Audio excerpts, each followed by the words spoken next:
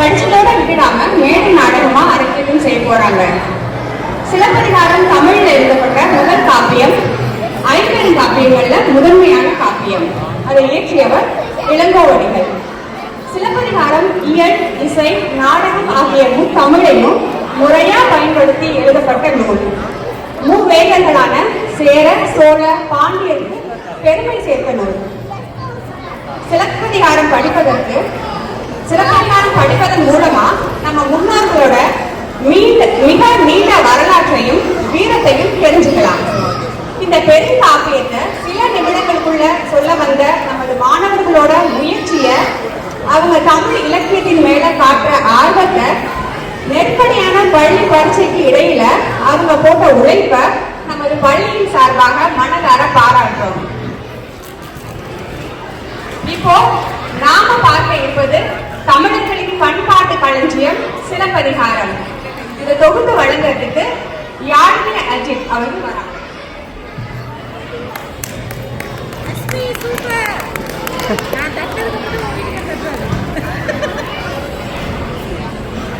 இன்று நாம் காலத்தை தாண்டி சங்க காலத்தில் பொற்காலத்திற்குள் பயணம் செய்கிறோம்.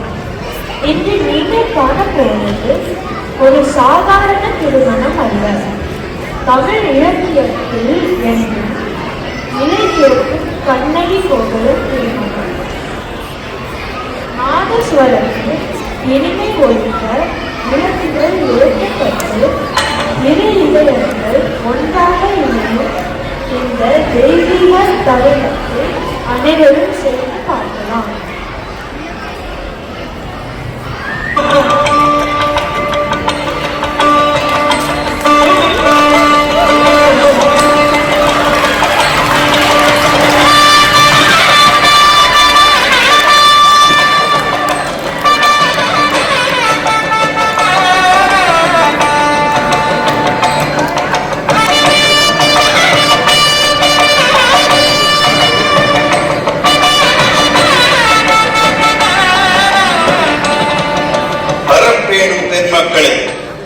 இங்கு திரண்டு நிற்கும் உயர்த்திரு சான்றோர்களே, அனைவருக்கும் எங்கள் அன்பான வணக்கங்கள். நமது சோழ பேரரசின் துறைமுக தலைநகரமான பூம்புகாரில் வாழும் வறியவர்களுக்கு உதவி செய்வதில் புகழ்பெற்ற வணிக குலத்தைச் சேர்ந்த பெரும் செல்வந்தர் மாநாயக்கன் அவர்களின் மகள் ஈகைவான் கொடியர் நாள் என்று சிறப்பித்து அழைக்கப்படும் கண்ணகிக்கும், அதே ஊரில் வாழும் செல்வமும் உயர்ந்த மதிப்பும் பெற்ற அரசனாலும் மதிக்கப்படும் செல்வந்தர் மாசாத்துவான் அவர்களின் மகன் மண் தேய்த்த புகழினான் என்று புகழப்படும் கோவலனுக்கும் வரும் சித்திரை மாதத்தில் சந்திரன் உரோகிணி நட்சத்திரத்தை அடையும் நன்னாளில் திருமணம் நடைபெற உள்ளது என்று இரு குடும்பங்களின் பெரியோர்கள் தீர்மானித்துள்ளனர். அனைவரும் வந்து சிறப்பித்து தருமாறு அன்புடன் கேட்டுக் கொள்கிறோம்.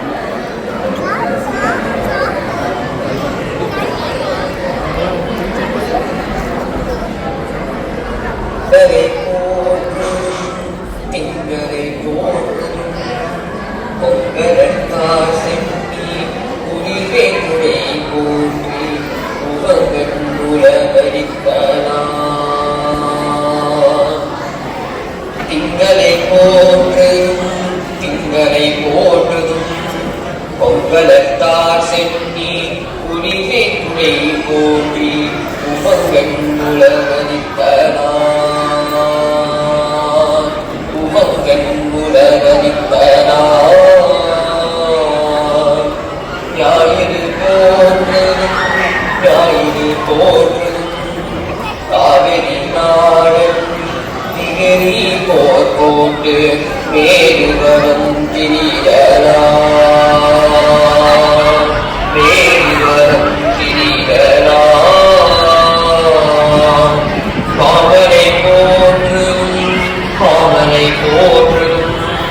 காவலி வேலி உலகிற்கு அவன் மறிப்போன் வேலிக்கு நான் சுரலாம்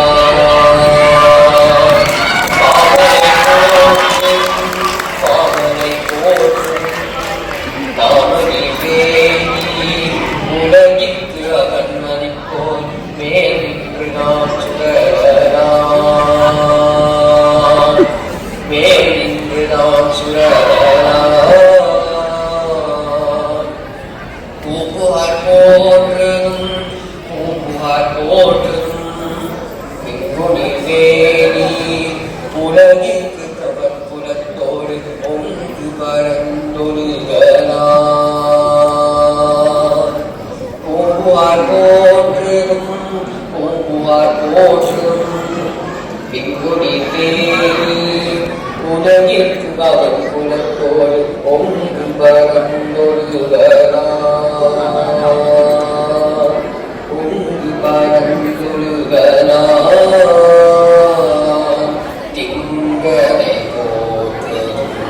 திங்களை போற்றும் பொங்கலத்தார் சென்னி குளிரே குடை போற்றி உவங்கன் உலகனித்தனா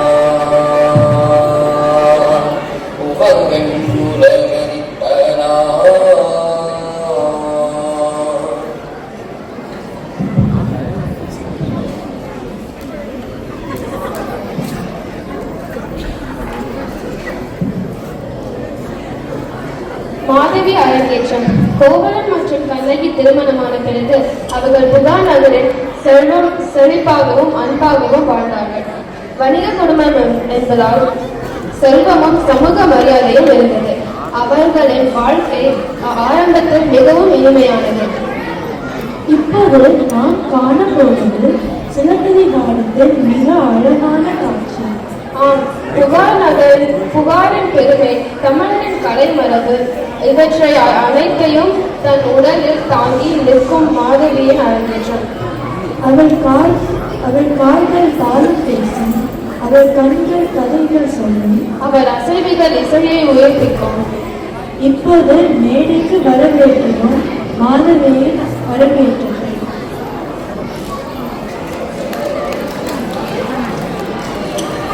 சித்திரப்பட துப்புக்கு செழிக்கோட்டின் மலர் புனைந்து மைத்தடங்கன் மணமகளேர் கோலம் போர்வன பெய்து பத்தரம் கோடு மாடியோ நரபுவென்று இத்திரத்து குற்ற நீங்கிய யாழ்கையில் தொழுது வாங்கி பன்னர் பதிபத்தனையாதல் தெய்வர் கண்ணிய செலவு விளையாட்டு கையோ நன்னிய குறும்போக்கென்று நாட்டிய என் வகையால் இசையழி இப்பன்வகையார் பரிவு தீர்ந்து மரகத மணிதால் செறிந்த மணி காந்த நெல் வீரர்கள்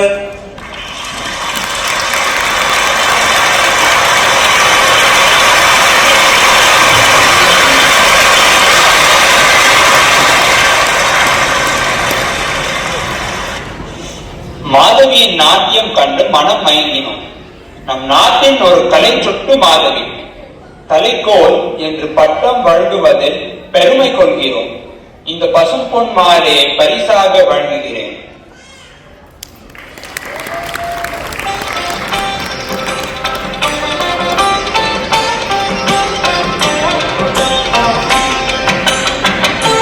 கரிகால் திருவிழத்தான் வாழ்க, மன்னன் வாழ்க, மாதவி வாழ்க.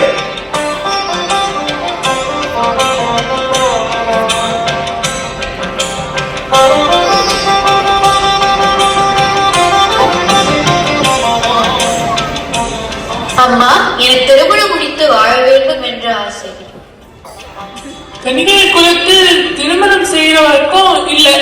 ஆனாலும் நீ விரும்புவதால நாம் ஒன்று செய்யலாம். அரசர் கொடுத்த இந்த பசும்பொன் மாலை இருக்கிறது இல்லையா, அதை யார் அதிக விலை கொடுத்து வாங்குகிறார்களோ அவர்களை நீ திருமணம் செய்து கொள்.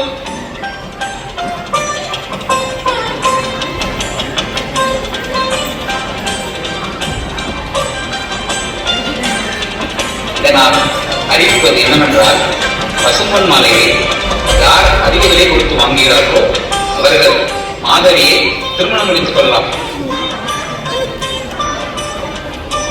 100 பொன்.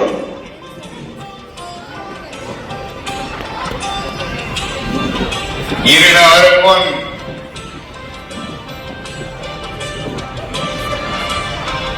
500 பொன். 700 பொன். 200 பொன் ஒரு தரம், 2 தரம். 1000 பொன். 1000 பொன் ஒரு தரம், 2 தரம், 3 தரம்.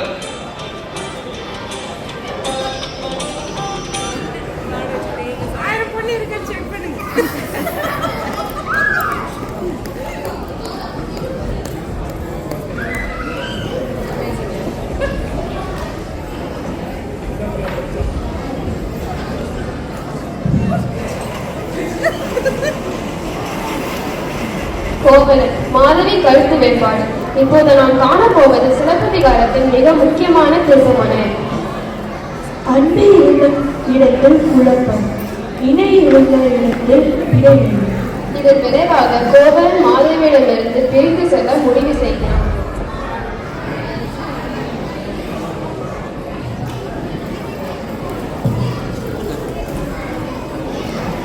கோவலன் மாதவி மகிழ்வாக வாழ்ந்த காலத்தில் அவர்களுக்கு ஒரு பெண் குழந்தையும் இருந்தது. அதற்கு கோவலன் தன் குலதெய்வ பெயரான மணிமேகலை என பெயர் சூட்டி மகிழ்ந்தான். தன் நிலை மறந்து, தொழில் மறந்து, குடும்பத்தை மறந்து, கண்ணகியையும் மறந்து வாழ்ந்தவன் மாதவியை பிரிய போகிறான். காணும் வரியில் மாதவி பாடிய பாடலை தவறாக புரிந்து கொண்ட கோவலன் அவளுக்கு வேறொரு காதலன் இருப்பதாகவும் சந்தேகிக்கின்றான்.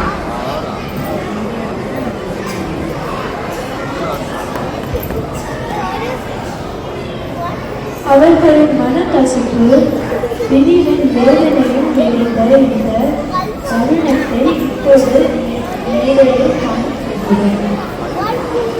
தம்முடைய தன்மொழி தம்மாதேன் எம்மை நினையாது விட்டாரோ விட்டக அம்பின் இனர் அவ்வடும்பு காள் அன்னங்காள் அம்பின் இனர் அவ்வடும்பு காள் அன்னங்காள் நம்மை மறந்தாரை நாம் மறக்க மாட்டேமா நம்மை மறந்தாரை நாம் மறக்க மாட்டேமா.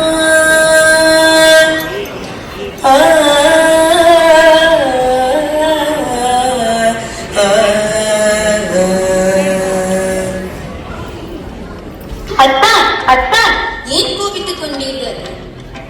நீ பாடிய பாடலுக்கு என்ன பொருள் மாதவி? நீங்கள் பாடிய பாட்டுக்கு என்ன பொருளோ? காவிரியை மணந்த கரிகால சோழன் கங்கையை மணந்தான், பிறகு கன்னியாகுமரியை மணந்தான். அது கண்டு காவிரி கோபித்துக் கொள்ளவில்லை என்று பாடினேன். சரிதான், காவிரியின் கணவன் கங்கையோடும் வாழ்வான், குமரியோடும் வாழ்வான். அதை காவிரி போல நானும் கண்டு கொள்ளாமல் இருக்க வேண்டுமா? தவறாக புரிந்து கொண்டாய் மாதவி. நான் தமிழ் பெண்களின் கற்பு நெறி பற்றி தான் கூறினேன். கற்பு என்பது ஆணுக்கும் பெண்ணுக்கும் பொதுவானது அல்லவா? இதில் ஆணுக்கு ஒரு நீதி, பெண்ணுக்கு ஒரு நீதியா? புரிகிறது மாதவி, நன்றாகவே புரிகிறது. நீ என்னிடமே வேறொருவனை காதலிக்க உரிமை கோருகிறாய் இல்லையா? கண்ணகியை விட்டு நான் பிரிவதற்கு நீயே காரணமாக இருந்துவிட்டு இப்போது ஆண்கள் கற்பிற்கு இலக்கணம் வேறு கூறுகிறாயா? ஐயோ அத்தான், நீங்கள் பாடியதை கேட்டு உங்களுக்கு வேறொரு பெண் மீது ஆசை வந்து விட்டதோ என்று சந்தேகப்பட்டு விட்டேன். உனக்கு வேறொருவனை பிடித்து விட்டதோ என்று நான் தான் உண்மையில் சந்தேகப்படுகிறேன். ஆமாம், அப்படியே வைத்துக் கொள்ளுங்கள். கடிகை குலத்தில் பிறந்த ஆடல் மகள்தானே நீ? உனக்காக என் குடும்பத்தையும் கற்பிற்கு அரசியாகிய கண்ணகியையும் மறந்தேன். உன்னால் என் செல்வமெல்லாம் இழந்தேன். அனைவரும் என்னை வெறுக்கும் அளவிற்கு நடந்து கொண்டேன். நான் கணிகிறான், ஆனால் என் மனம் உங்களை விட்டு வேறொருவரை நினைத்ததும் இல்லை, நினைக்க போவதும் இல்லை. சீப்போ, உன் அடுத்த காதலன் வரும் வரை காத்திரு.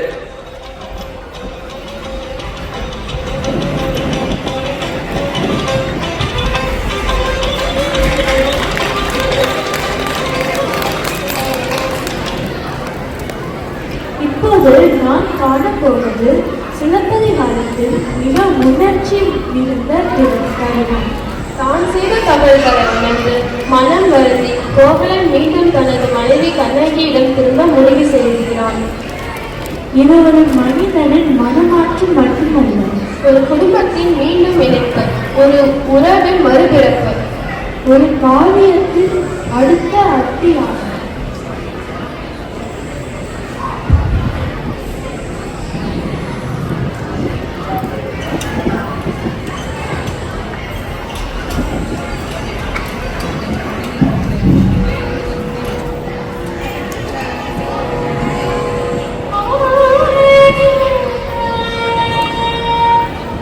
கண்ணகி, கண்ணகி! அத்தான், இது என்ன கோலம்?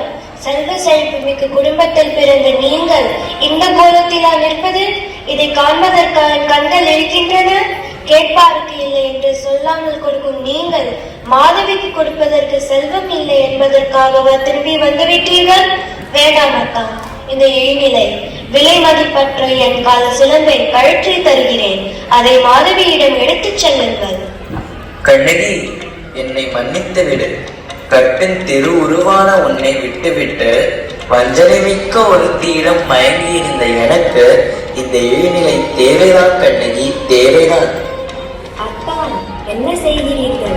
எழுந்திருங்கள். என் குடும்ப பெருமையை இழந்தேன், என் தொழிலை இழந்தேன்.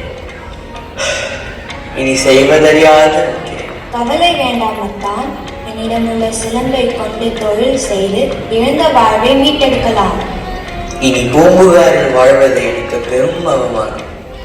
நான் மதுரைக்கு சென்று புதிய வாழ்க்கையை தொடங்கலாமா? சரி அத்தான்.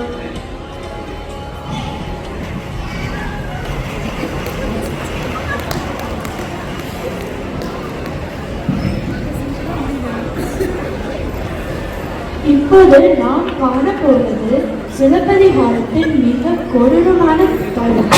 மதுரைக்கு வந்த கோவலன் ஒரு நிரபராதி மனிதன் ஒரு தவறான குற்றச்சாட்டில் பலியாகிறான். உண்மை ஆராயப்படாமல் நீதியின் கடினம் மூடிப்பட்டு கோவலன் உயிர் இழக்கும் அந்த இதயத்தை நோக்கும் இப்போது மேடையில் கோவலன் கொல்லப்படுதல்.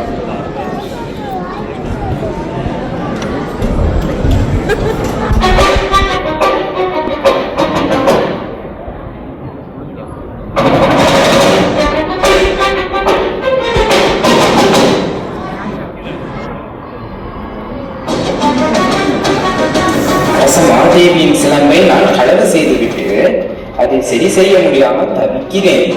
இப்போது இவன் கொண்டு வந்துள்ள சிலம்பு சரியாக அரச மாதேவியின் சிலம்பை போலவே உள்ளது. இதை கொண்டே அரசரிடம் மாட்டிக்கொள்ளாமல் தப்பித்து விடலாம்.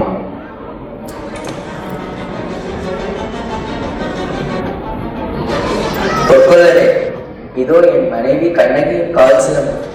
இதை நான் விற்க வேண்டும். இதன் விலையை சொல்லுங்கள். ஓ, இது மிகவும் உயராக மணிக்கற்கள் பதிக்கப்பட்ட சிலம்பாயிற்றே. இது அரச மாதேவியின் சிலம்பை போலவே உள்ளதே. ஐயா, சிறிது நேரம் இருங்கள். அரசரிடம் அனுமதி கேட்டு விட்டு வந்து தங்களுக்கான விலையை தருகிறேன். அதுவரை இங்கே காத்திருங்கள். சரி, சீக்கிரம் வந்து விடுங்கள்.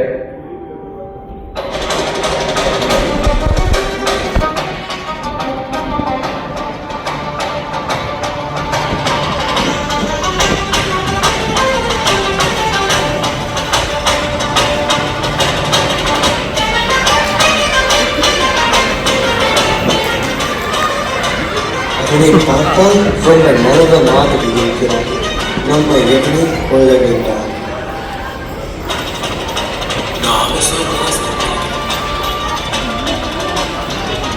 அவனை தப்பா கொண்டுவிட்டால் அந்த பாவம் நம்மை வந்து சேரும்.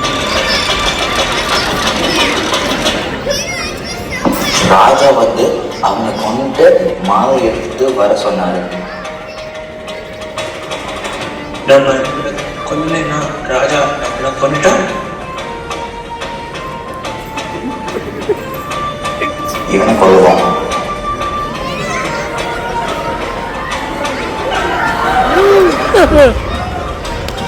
இப்போது அரசமாதேவியின் சிலம்பு நெற்கையில் திருடன் செத்தான். அழகு நிரூபணமாக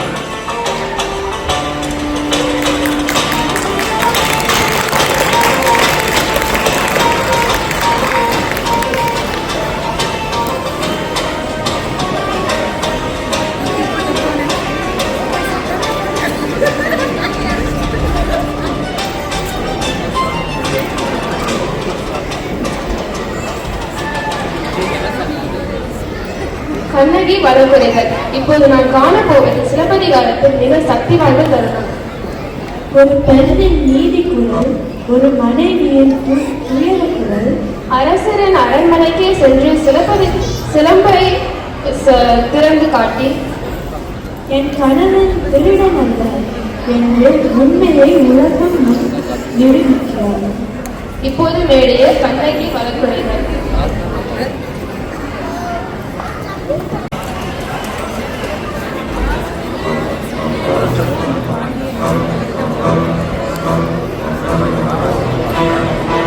காவலரே காவலரே, பாதி உயிருடன் கையில் ஒற்றை சிலமுடன் நீதி கேட்டு ஒருத்தி வந்திருக்கார் என்று உங்கள் மன்னனிடம் போய் சொல்லுங்கள். முடியாது. சொல்ல மாட்டீர்களா? விலகுங்கள். அரண்மனை காவலர்களை மீறி ஆவேசத்தோடு உள்ளவர்கள் யார்? யாருமா நீ? இல்லங்கே, ஏன் இந்த ஆவேசம்? புறாவிற்கு உடல் தந்து புகழ் பெற்ற மன்னர்களின் வரலாற்றை தேர்காலில் தன் மகனையே ஏற்றி நியாயம் காத்த மனுநீதி சோழன் எனும் பெருந்தகையை நீதியின் இலக்கணமாய் பெற்று பெருமை கொண்ட திருமாவளவன் கரிகால சோழனின் பூம்புகார் எனது ஊர். பெருவணிகன் மாசாத்துவான் மருமகள். என் பெயர் கண்ணகி. உன் முறையீடுகள் முச்சங்கம் வளர்த்து முத்தமிழை காப்பாற்றும் மூவேந்தர் பரம்பரையின் பெருமைக்கனை அழிக்க வந்த மன்னவனை என் முறையீட்டை கேட்பதற்கு முன் நான் யார் என்று முழுவதுமாக தெரிந்து கொள்க. முத்தமிழை காப்பாற்ற வந்திருக்கும் என் மன்னவனை இழித்து வைக்கும் நீ யார்? கண்ணகி, கையில் ஒற்றை சிலம்புடன் வந்திருக்கும் கண்ணகி. நீதி வழால் நெடுஞ்செழிய பாண்டியனை துணிந்து இகழ்ந்துரைக்க வந்திருக்கும் கண்ணகி. என்ன? பாண்டிய மன்னா, ரோமாபுரியிலே உமது தூதுவர்கள் இருக்கிறார்கள். இந்த பாண்டிய அவையிலே ரோமானியர்கள் வீரர்களாகவும் தூதுவர்களாகவும் இருக்கிறார்கள். கடல் கடந்து கொடி கட்டி வாழ்கின்றார். அந்த கொடி கம்பம் முறிந்து விழ அயல் நாட்டவர் இகழ்ந்துரைக்க உமது கொடுங்கோல் அளித்த அவசர தீர்ப்புக்கு ஆளாகி கொலையுண்ட கோவலன் மனைவி கண்ணகி நான் என்பதையும் அறிந்திடுக அரசை, அறிந்திடுக. நாவடக்கம் தேவையம்மா. ஓஹோ, கோவலரின் மனைவி, சிலவத்திலேய கல்வனின் மனைவி. போதும். யாகாவராயனும் நாக்காக்க மன்னா நாக்காக்க. யார் கல்வன்? என் கணவனா கல்வன்? இல்லை இல்லை, அவனை கல்வன் என்று குற்றம் சாட்டிய கயவர்களே கல்வர்கள். ஆத்திரத்தில் அறிவு தன்னை மூடிவிடாதே கண்ணகி. கையும் களவுமாக பிடிப்பட்டாலும் உன் கணவன் கல்வனை தமிழகத்தின் நீதி கொல்லாமல் விடாது என்பது உனக்கு தெரியும் அல்லவா? என் கணவன் நீதி இலக்கணமாக திகழ்பவர். என்பது நீ அறியாதா? நீதியின் இலக்கணமாக விளங்கும் நெடுஞ்செழிய பாண்டியனே, உமது நாட்டில் எதற்கு பெயர் நீதி? நல்லான் வகுத்ததான் நீதி? இல்லை இல்லை, வல்லான் வகுத்ததே என் நீதி. அதனால்தான் குற்றமற்ற என் கணவனை கொன்று விட்டீர்கள். குற்றம் சாட்டப்பட்டவரிடம் விசாரணை செய்யாமல் கொலையாடுவதில் அவ்வளவு அவசரம் காட்டுவானே, இதற்கு பேரா நீதி? இதற்கு பேரா நேர்மை? இதற்கு பேரா நியாயம்? உமக்கு பேரா அறம் காக்கும் மன்னன்? என்ன அரசே, கண்ணகி, கடவுளின் கீழிருந்து சிலம்பு, அரசி கூப்பிரந்தேவியுடன் சிலம்பு. கோப்பெருந்தேவியின் சிலம்பல்ல, கோவலந்தேவியான் என்னுடைய சிலம்பு. நம்ப முடியாது என்றால் நீ யார் நம்புவதற்கு? உன்னை யார் நம்ப சொல்கிறார்கள்? உன் மீது வழக்குரைக்க வந்தவள் நான், குற்றவாளி நீ. என் மன்னரா குற்றவாளி? ஆம், மன்னன் தான் குற்றவாளி. அதனால் தீர்ப்பளிக்கும் உரிமை மன்னன் கையில் இல்லை. இங்கு இருக்கும் பெரியோர்களை இப்போது நீதிபதிகள், இவர்கள் வழங்கட்டும் நல்ல தீர்ப்பு. ஆன்றோரே, பாண்டியனின் பெருமை எனும் திரையால் அவன் குற்றங்களை மறைத்து விடாமல் தாய் மேலானையாக, தாயகத்து மக்கள் மேலானையாக தீர்ப்பு கூறுங்கள். அரசியின் சிலுவை கோவலன் திருடினான் என்பது குற்றச்சாட்டு. அதற்கா மரண தண்டனை? அது ஆராயாமல் அளித்த தீர்ப்பு. அதற்கு மன்னன் பொறுப்பு. இதுவே என் வழக்கு. ஆதாரம் இதோ இந்த சிலம்பு. இதற்கு இணையான மற்றொரு சிலம்பை தான் என் மணவாளன் விற்க வந்தார். மா பாவிகள் அவரை கொன்று குவித்து விட்டார்கள். அப்படியானால் தேவி அணிந்திருக்கும் சிலம்பு? அவைகளில் ஒன்று என்னுடையது. அதற்கு அடையாளம்? நம்ப முடியாதா? அரசியல் சிலம்பு என்ன இருக்கும்? முத்துக்கள். அரசே, இவள் சொல்வது உண்மையானா? சிலம்பை கொண்டு வாருங்கள்.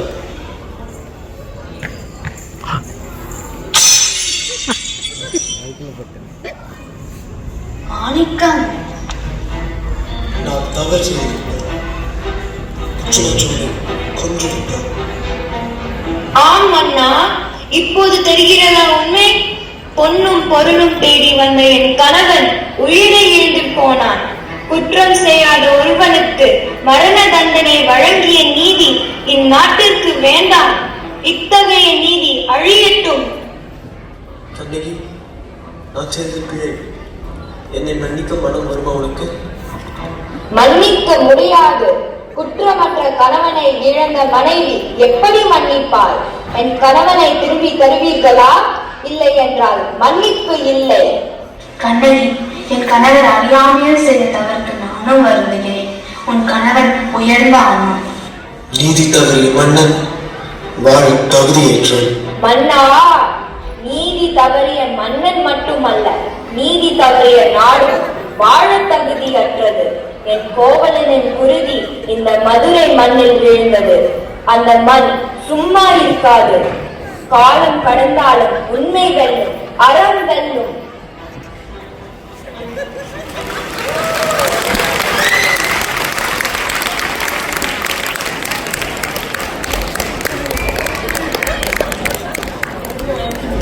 சிலப்பதிகாரத்தை ஏன் கொண்டாட வேண்டும்?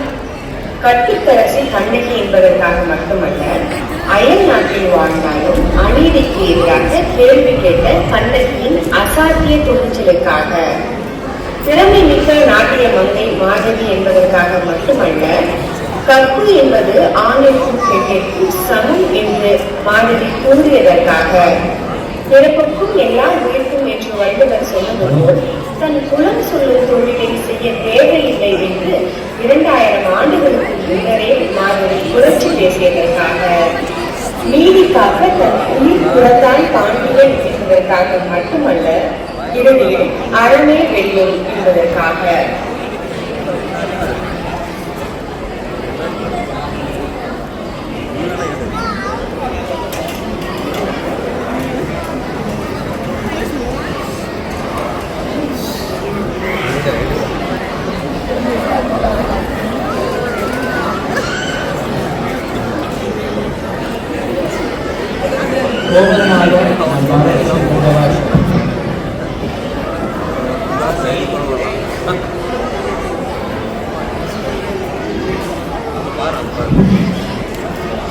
நான் என் பெயர் ஹரீஷ்.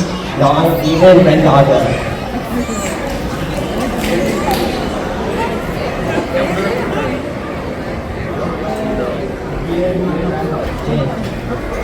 வீரன் 1ஆக மாசாந்தவனாக இவன்.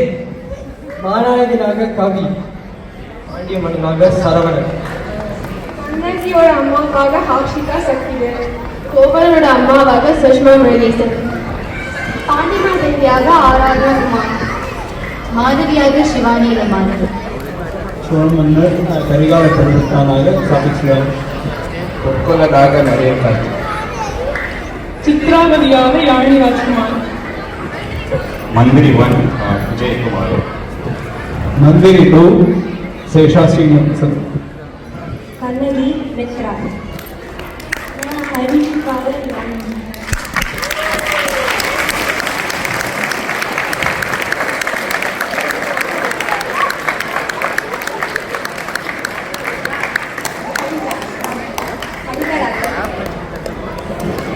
எல்லாரும் நன்றி. எப்படி இருக்கு பாத்தீங்களா? ஒரு நாள் நல்லா கை கொடுங்க. பாவம் பசங்க.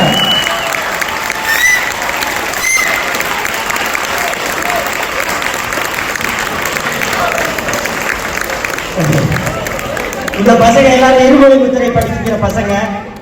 பயோமெட்ரிக் சி வாங்குறதுங்க படிச்சுட்டு இருக்கிறாங்க. இப்போ வந்து ஒரு வருஷம் முடிஞ்சிருக்குது. நம்ம இந்த வருஷம் முழுவதும் சிறப்பதிகாரம் தான் சொல்லி கொடுத்தோம் பயோமெட்ரிசியோட சேர்த்து. அதனால அவங்களுக்கு கதை தெரியும். ஓரளவுக்கு குறைஞ்ச நாளில் ஒரு கிட்டத்தட்ட 3 வாரத்துக்கு மேலே அவங்க அதை பேசி ஆடியோ ரெக்கார்ட் பண்ணி எல்லாம் பண்ணியிருக்கோம். இதில் எல்லா பேரண்ட்ஸுக்கும் ரொம்ப நன்றி. ஒரு நம்பிக்கையாக பண்ணதுக்கு. ஸ்கூலுக்கும் அதுக்கு நன்றி. நம்பி ஸ்டேஜ் கொடுத்ததுக்கு. அடுத்ததுக்கு நம்ம கவிதா வந்து நிறைய ஹெல்ப் பண்ணாங்க. ஆடியோ லைனாக எல்லாம் எழுதுனது அவங்க தான். ரொம்ப கடைசி நேரத்தில் எப்படிலாம் இதை பண்ண போகிறோம்னு நினைச்சிருக்கேன். விஜய்னு ஒருத்தர் வந்து மாட்டினாரு, நான் ஆடியோலாம் பண்ணி தரேன்னு. ஸோ அந்த மியூசிக் எஃபெக்ட்லாம் அவர் தான் போட்டு கொடுத்தாரு. சரிங்களா? நம்ம வந்து இந்த சிலப்பதிகாரம் ஏன் எடுத்திருக்கோம் அப்படின்னா ஒரே ஒரு முக்கியமான காரணம் தான். இந்த சிலப்பதிகார கதை தமிழர்களுக்கு மட்டும்தான் தெரியும். வேற இந்தியாவில் இருக்க யாருக்கும் தெரியாது. இது தமிழகத்தோட சொத்து. அது ஒரு முக்கியமான காரணம்.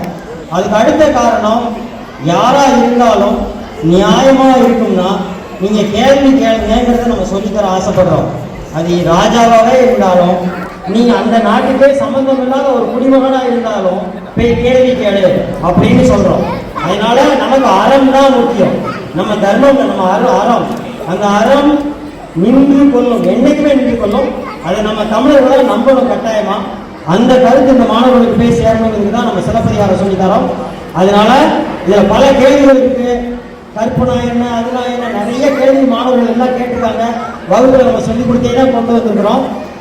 எல்லா கேள்வியும் மிஞ்சி நம்ம தூக்கி பிடிக்க வேண்டிய ஒரு இலக்கியம் சிலப்பதிகாரம். நன்றி.